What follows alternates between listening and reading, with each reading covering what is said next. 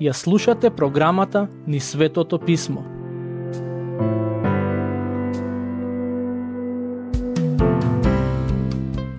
Псалмите кои ги проучуваме во последните неколку денови се тематски поврзани едни со други. Станува збор за група на песни, почнувајќи од Псалм 8 се до Псалм 19. Овие песни се однесуваат на неволите низ кои минуваше царот Давид и како тој се справуваше со нив, се разбира со помош на верата во Господ.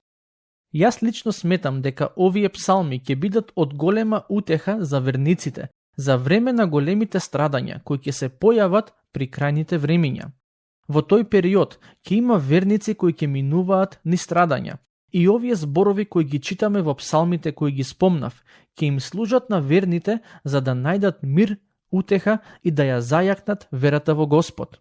Така што овие псалми имаат историско значење поврзано со Давид, имаат современо значење поврзано со нас и пророчко значење поврзано со идните времиња.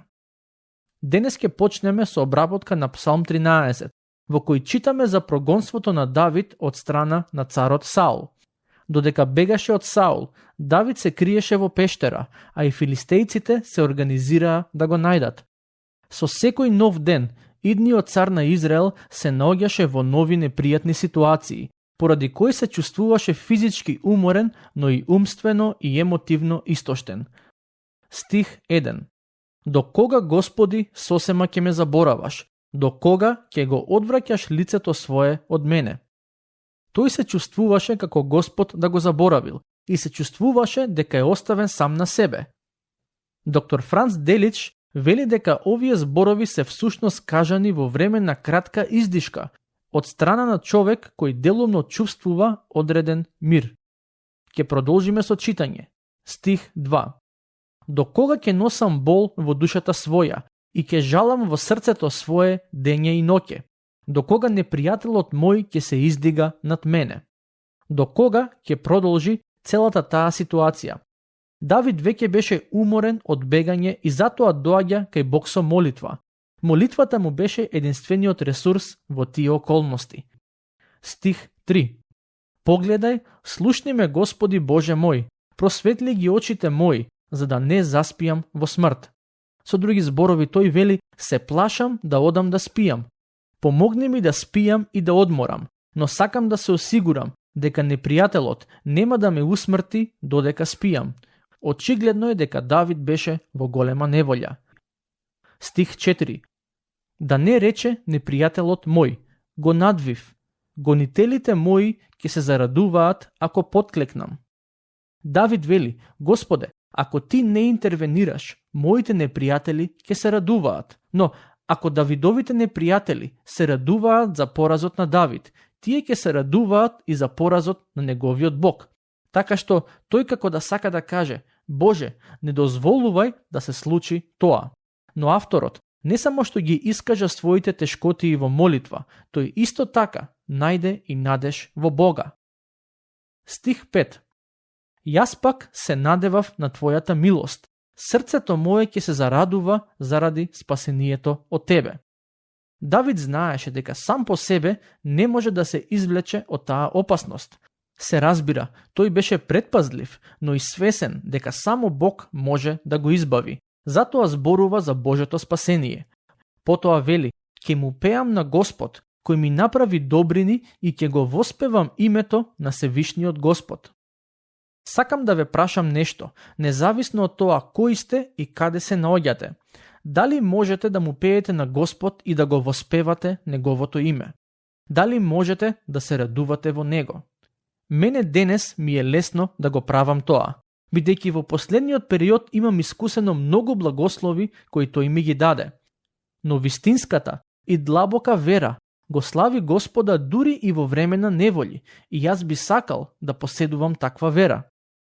Пред некое време дознав за еден човек кој поверувал во Господ Исус Христос како резултат на овие аудиопрограми, откако претходно бил диагностициран со рак. Тој се уште ги слуша овие програми, иако е во тешка здравствена состојба. Еден мој пријател кој го познава ми рече: треба да одиш да го посетиш, ќе ти биде навистина мило ако го сториш тоа. Ќе видиш како зборува за Божјата добрина и покрај тоа што се наоѓа во тешка состојба. Знаете што? Ако умеете да го славите Господ во време на неволја, тогаш вашата вера достигнала вистинска зрелост. Со тоа доаѓаме до Псалм 14. Би сакал да имав повеќе време за да ги проучуваме овие песни, но со оглед на тоа што времето ни е ограничено, некој од нив мора да ги обработиме на брзина. Овој псалм е тематски поврзан со последните неколку псалми кои ги обработивме. Например, во Псалм 12 читаме за моралната расипаност помеѓу луѓето. Од една страна, побожните ги има се помалку, а безбожните се зголемуваат на број и се чини дека владеат на земјата. Поради тоа има се поголема морална корупција и изопаченост. Таа песна не е само опис на општеството во времето на Давид, туку и на денешното. Но ова што ние денес го гледаме не е најлошото нешто. Допрва ќе дојдат големите страдања, кои во писмото се опишани како најголемите страдања во историјата на човештвото. Моje лично верување е дека пред да почнат тие страдања, Бог ќе ја земе својата црква кај себе, и христијаните нема да минуваат низ тие тешкотии, но нема да навлегувам во таа дебата која е доста широка.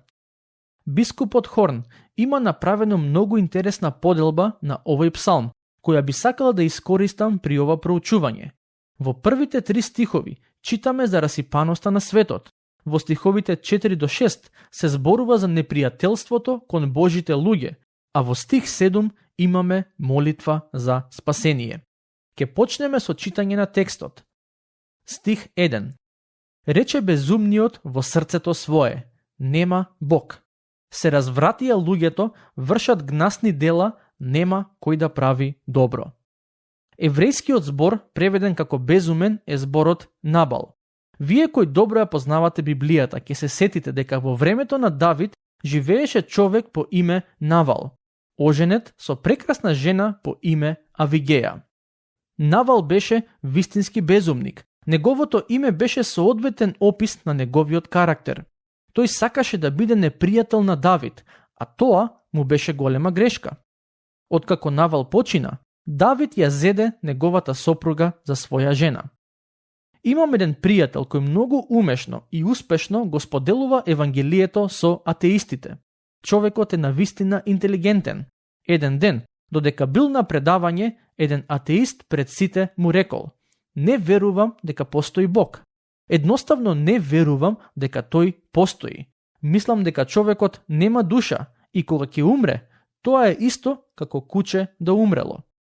Атеистот продолжил да зборува против Бог, а мојот пријател му дал простор да го каже тоа што го мисли, и потоа му рекол: ако добро ве разбрав, вие всушност сте атеист. Неговиот соговорник го потврдил тоа, на што мојот пријател одговорил: би сакал да ви поставам едно или две прашања. Библијата вели дека оние кои велат дека Бог не постои се безумни, а во некои преводи стои и дека се луди. Кога велите дека Бог не постои, вие или сакате да ја забавувате публиката и да го привлечете нејзиното внимание, или пак сте безумен човек. Навистина ме интересира вашето мислење. Што сте, забавувач или безумник? Атеистот се свртел и се заминал, бидејќи не знаел што да одговори. Ви велам, само безумен човек може да дојде до заклучок дека Бог не постои. Патем, ова не е прв пат во псалмите да се сретнеме со зборот безумен, ниту пак е прв пат да се сретнеме со човек кој во своето срце верува или пак се обидува да се убеди дека Бог не постои. За такви луѓе читавме и во Псалм 10, а ќе читаме и во некои од псалмите кои ќе ги проучуваме во иднина.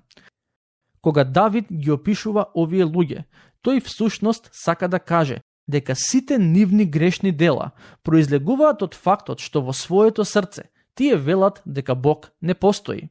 И тоа е навистина така. Она што го веруваме за Бог во голема мера ќе го обликува нашиот живот. Сакам да кажам нешто и ќе напоменам дека сум свесен дека има многу атеисти кои имаат завршено докторски студии, а и предаваат на факултетите. Но човек треба да е навистина безумен и да се откаже од каква било логика, за да дојде до заклучок дека Бог не постои и дека се околу нас е случајност. Како може човековото тело, кое е толку комплицирано, да е случајност? Како може светот во кој живееме да е случајност? Како може Вселената, која е толку добро наштимана, да е случајност? Сигурно не го велите тоа за телефоните кои ги држите во раце. Зарем тие можат да бидат случајност? Не, се разбира. Знаете дека некој ги составил. Како тогаш Вселената може да е случајно тука? Моje лично убедување е дека голем дел од луѓето го отфрлаат Бога во своите мисли затоа што сакаат да живеат во грев. Не велам дека тоа е така секогаш, но во голем број случаи проблемот кој атеистите го имаат со Божјото постоење не е интелектуален, туку морален. Продолжуваме со читање. Стихови 2 и 3. Господ погледна од небесата со внимание кон синовите човечки, за да види има ли некој разумен кој го бара Бога. Сите застранија, сите станаа лоши, нема кој да прави добро, нема ниту еден. Овие стихови не се опис само на атеистите, туку на сите луѓе. Сите ние застрануваме од правиот пат. Сите ние сме склони да правиме грев. Таква е духовната состојба на човекот. Тука ни е опишано духовното расипништво на целата човечка раса. Во следните 3 стихови доаѓаме до вториот дел од овој псалм, а тоа е непријателството кон Божиот народ. Значи, грешниците не само што се противат на Бог, но се противат и на оние кои веруваат во Него. Стихови 4 до 6. Зар нема да се вразумат сите злосторници, кои така го јадат народот мој, како што јадат леп, и кои не го повикуваат Господа? Таму, тие ќе се тресат од страв, каде што нема страв, зашто Господ е со родот на праведните. Вие ги осуетувате намерите на сиромашниот, но Господ е негово прибежиште. Денес постојат голем број на богати политичари и бизнисмени, кои го зголемуваат своето богатство на грбот на народот. За таквите Давид вели дека го јадат народот како што јадат леп. Таквите можат да се споредат со богатиот човек од параболата за Лазар и богатиот. Господ Исус вели дека тој имаше храна во изобилие, а сиромавиот Лазар се хранеше од трошките кои паѓаа од неговата маса. Но верувам дека ќе се сетите на крајот, во вечноста, токму сиромавиот Лазар беше оној кој најде благонаклонност во Божите очи. Затоа Давид вели дека иако богатите ги осуетуваат намерите на сиромашните, сепак Господ е нивно прибежиште. Ќе го прочитам последниот стих од овој псалм, кој е всушност еден вид на копнеш за Божјата интервенција. Забележете што вели царот Давид. Ах, да дојде од Сион спасение за Израел. Се чини дека авторот копнее по славниот ден, кога израелскиот народ ќе биде спасен од оние кои смислуваат и прават зло. Моje лично верување е дека во Господовиот план за човештвото, израелскиот народ се уште има важен и посебен дел. Верувам дека токму овој стих, а и други слични на него, ја обработуваат таа тематика. Со тоа доаѓаме до Псалм 15, кој е доста краток. Всушност, може би ќе се сетите, но кога почнавме со обработка на Псалм 9, спомнав дека псалмите 9 до 15 може да се групираат заедно врз основа на тематиката која обработуваат, а и затоа што се наоѓаат помеѓу два месијански псалми. Ќе почнеме со читање. Стих 1. Господи, кој може да престојува во Твоето живеалиште? Кој може да се всели на Твојата света гора? Има само една света гора, а тоа е Сион. Таа се наоѓа во израелската земја. За неа пишува псалмистот во овој прв стих. Продолжуваме со читање. Оној што оди непорочно, што врши правда и во срцето свое говори вистина, кој не клевети со јазикот свој, не прави зло на ближниот свој и не го навредува ближниот свој. Во неговите очи злобникот е ништожен, а ги почитува оние што имаат страхопочит кон Господ, кој кога се колне на својот ближен, не порекнува, кој не дава пари на заем за лихва и не прима подкуп против невин, кој така постапува, нема никогаш да се поколеба. Овие Давидови зборови се слични на стихот во посланието на Јаков, кој вели: "Покажи ми ја твојата вера без дела, и јас ќе ти ја покажам мојата вера преку делата."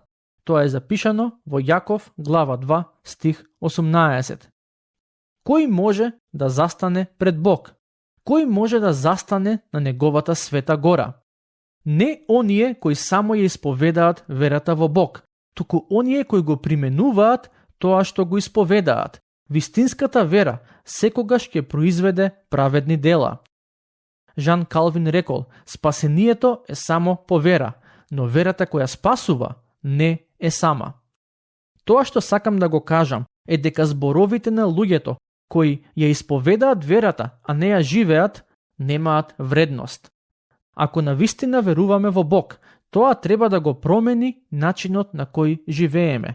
Тоа е вистинскиот тест на верата. Ова е неверојатен псалм, зарем не? Тука ќе ја завршиме денешната епизода, а во следната ќе го обработиме Псалм 16. Бог нека ве благослови.